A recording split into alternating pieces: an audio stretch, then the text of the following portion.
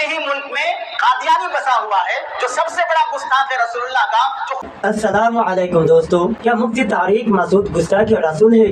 یعنی مفتی مسعود صاحب کے بارے میں علماء کرام کیا کہتے ہیں، پہلے ویڈیو میں دیکھ لیجیے. آج افسوس سے کہنا پڑتا ہے پڑوس ملک میں ایک بڑے عالم دین جن کے بیانات سے کتنی معاشرت درست ہوئی، جن کے بیانات سے کتنے نوجوان پکے مسلمان بنے، جن کے بیانات سے لوگوں نے بزنس کے، معاش کے، معیشت کے، نکاح کے، شادی بیاہ کی، اولاد کی تربیت کے مختلف عناوین پر کتنا ان سے سارے عالم میں دین پھیلا، ان کی زبان سے ایک دو جملے غلطی سے نکل گئے، گستاخی سے نہیں نکلے ہیں.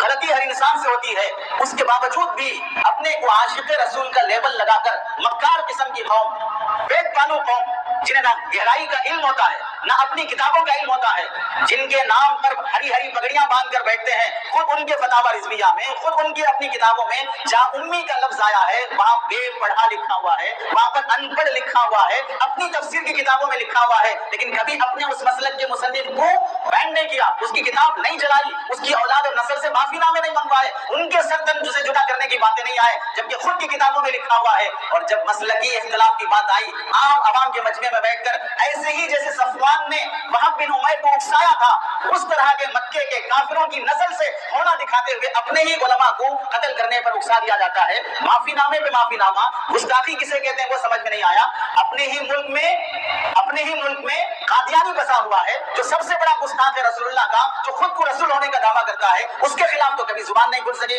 اپنے ہی ملک میں مرزا بیٹھا ہوا ہے جو صحابہ کی شان میں کوتاہی اور بے ادبی کرتا ہے. اپنے ہی ملک میں گوہر بیٹھا ہوا ہے جو خدا ہونے کا دعویٰ کر بیٹھا ہے، لیکن ان کے زبان خلاف کبھی زبان نہیں کھلتی ہے. لیکن مسلکی اختلاف کی بات آ گئی تو سر تن سے جدا کر دو، عوام کے مجمع میں بیٹھ کر دعوت دینا. اور کوئی نہیں ہے جو عاشق رسول جو سر لے کے آئے خبیث اور غلیظ فطرت کے کہیں گے نوجوانوں کو اکساتے ہیں اپنے ہی علماء کو قتل کرنے کی خاطر. گستاخی کسے کہتے ہیں، غلطی کسے کہتے ہیں؟ ایسے موقع پر ان نوجوان یوٹیوبر علماء کی بھی ذمہ داری ہوتی ہے. غلطی گستاخی کا فرق بھی پتہ نہیں چلا، جیسے ہی ویڈیو آئی فوراً اس پر ویڈیو بنا دیا شہرت کی خاطر. اور جب معافی نامہ آ رہا ہے اور حقیقت معلوم ہو رہی کہ غلطی تھی، گستاخی نہیں تھی، تو پھر اب کوئی ویڈیو نہیں آ رہا ہے کہ نہیں یہ غلطی تھی، کوئی گستاخی نہیں تھی، ہم اس سے آپ کی حفاظت چاہتے ہیں، ہم آپ کی غلطی اور معافی تسلیم کرتے ہیں. طرفداری میں کوئی حمایت نہیں آئے گی تو پھر سمجھ لیجئے اس قوم کو قتل کرنے کی خاطر کسی ہٹلر کی ضرورت نہیں ہے، اس قوم کو مارنے، موت کے گھاٹ اتارنے کی خاطر کسی چنگیز خان کی ضرورت نہیں ہے، کسی ہلاکو کی ضرورت نہیں ہے، کسی ظالم کی ضرورت نہیں ہے. یہ قوم خود اپنے آپ کو قتل کر دے گی اور اپنوں کے خون کی پیاسی بن کے مرے گی. اپنے مفتی صاحب کے بیان سنی. مفتی طارق مسعود انسان ہے، کوئی فرشتہ نہیں، تاکہ آپ سے غلطی نہیں ہو سکتی. انسان سے غلطی ہونا کوئی مشکل بات نہیں، کوئی بڑا بات نہیں، انسان سے غلطی ہو ہی سکتا ہے.